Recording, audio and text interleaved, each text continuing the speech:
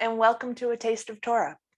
I'm Rabbi Gabi Rui, and our Torah portion this week is Parashat Vayechi.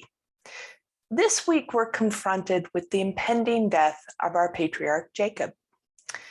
In this final parashah of Genesis, Jacob goes through the business of getting his affairs in order as he prepares to die.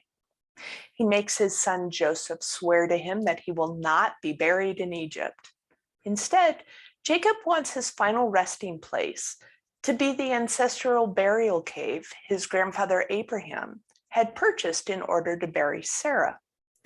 He blesses Joseph's sons, and in doing so gives Joseph a double portion of inheritance, something that would have traditionally gone to his eldest son Reuben.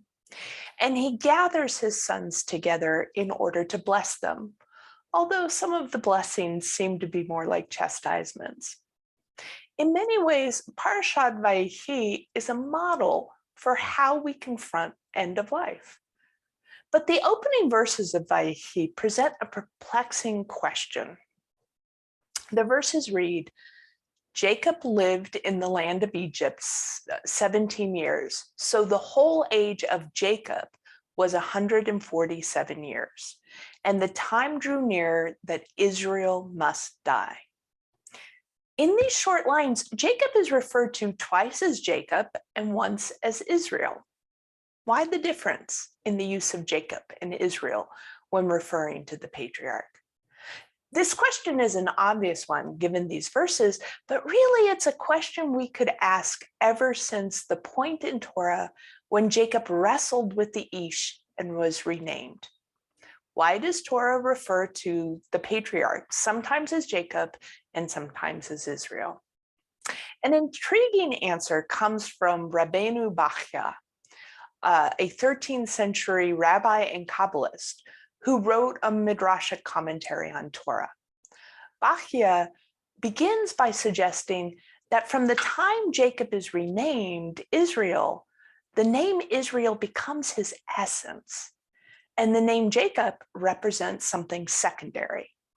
But what does that mean? Well, Bachya draws a distinction between the body and the soul. When Jacob, or Yaakov, enters the world, he does so holding on to his brother Esau's heel. In Hebrew, the word for heel is akev, which is why he is named Yaakov.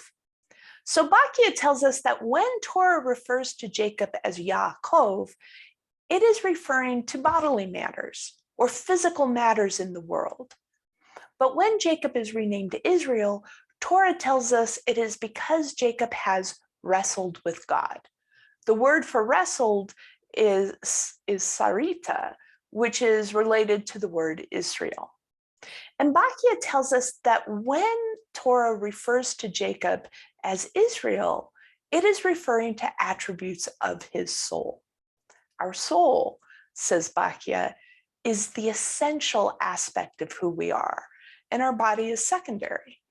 While Bachya never disputes the importance of maintaining one's body, he ends his comments with this statement.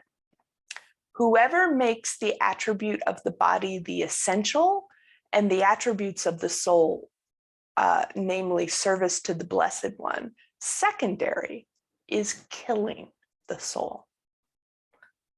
But how do we ensure that we give our soul its proper due? Well, Bachya gives us a hint about that as well. He says that the attributes of the soul have to do with service to God. So when we engage in mitzvot or treat someone in despair with kindness, when we fight for justice or protect those who are vulnerable, we let the essence of our soul shine through.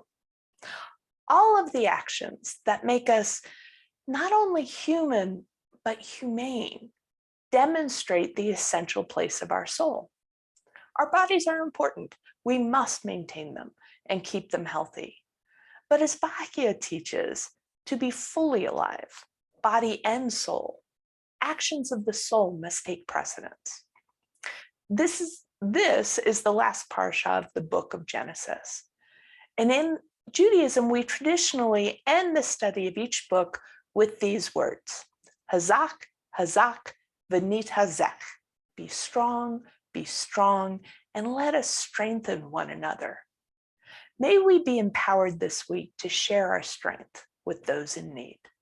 Shabbat Shalom.